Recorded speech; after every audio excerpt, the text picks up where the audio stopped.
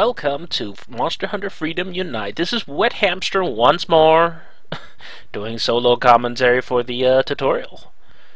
Yeah, we're doing the tutorial one more time, mainly because well, it's if people want to see the differences.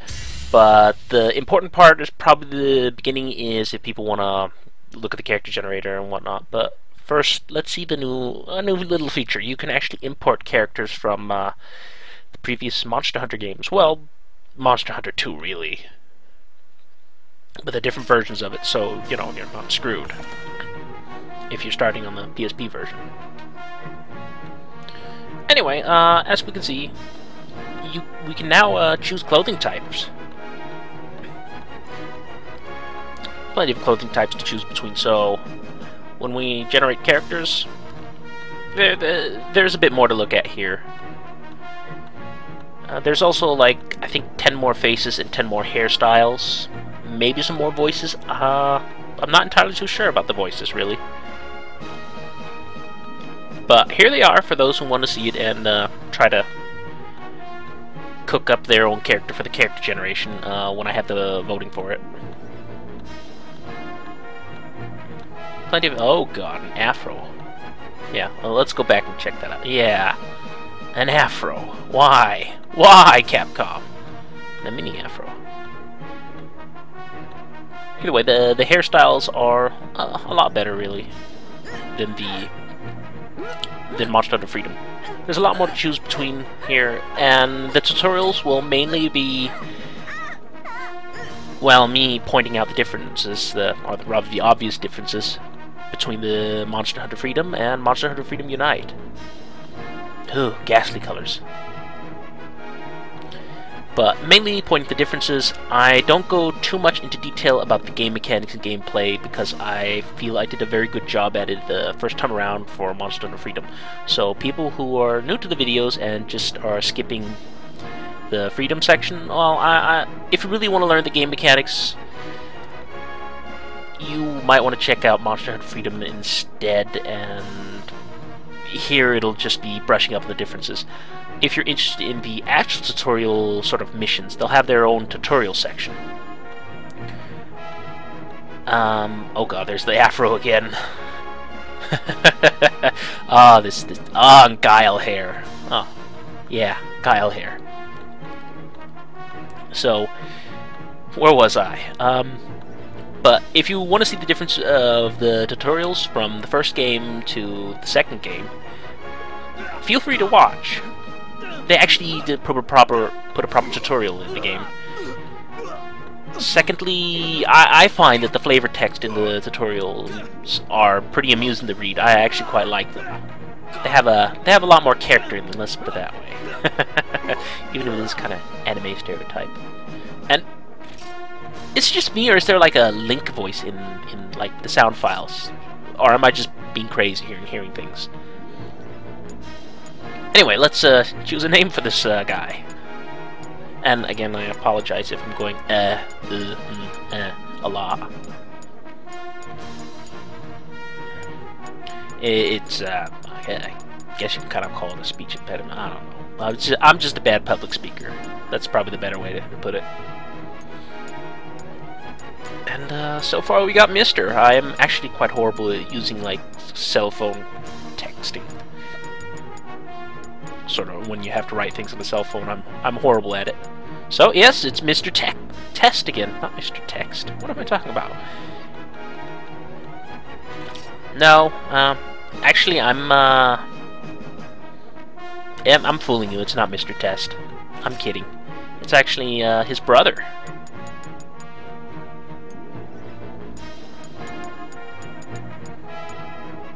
That's right, Mr. Test version 2, his brother. They don't look identical, but you know.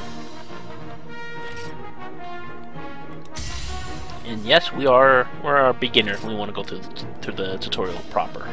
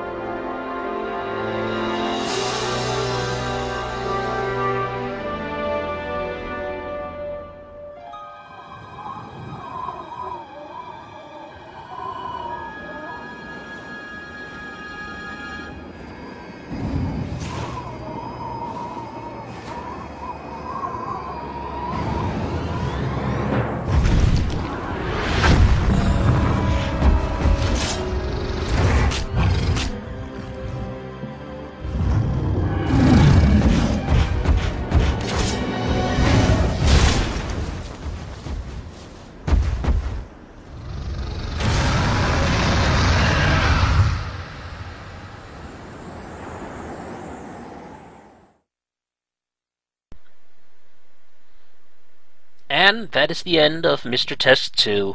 No, I'm kidding. They save him. Or, the village saves him. See? He's alright. Anyway, so that's a huge difference from Monster Hunter Freedom to Monster Hunter Freedom Unite. They actually start you off with a sort of antagonist monster, if you want to call it that. Mainly because he beat you up in the very beginning of the game. Secondly, they actually give you a cutscene and some story.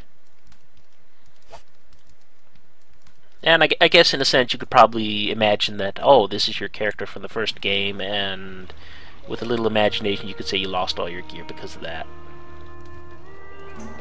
If you use a little imagination and that's what you want. So we have a sort of Himalayan style village this time. It's actually quite nice.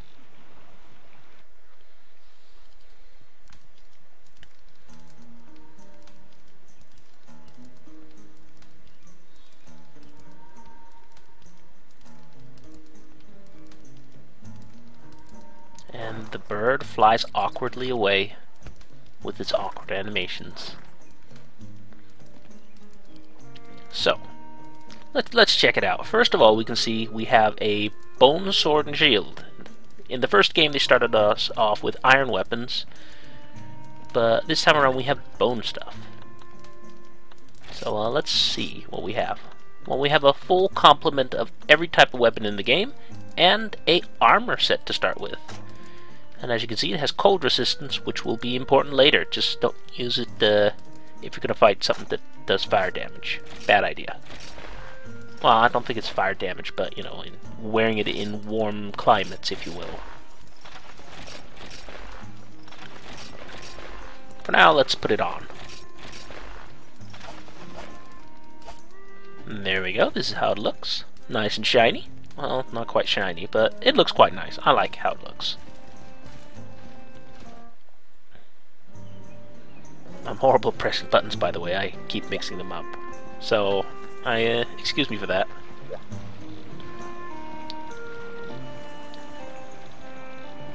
So, as we can see, there's a lot of NPCs that want to talk to us.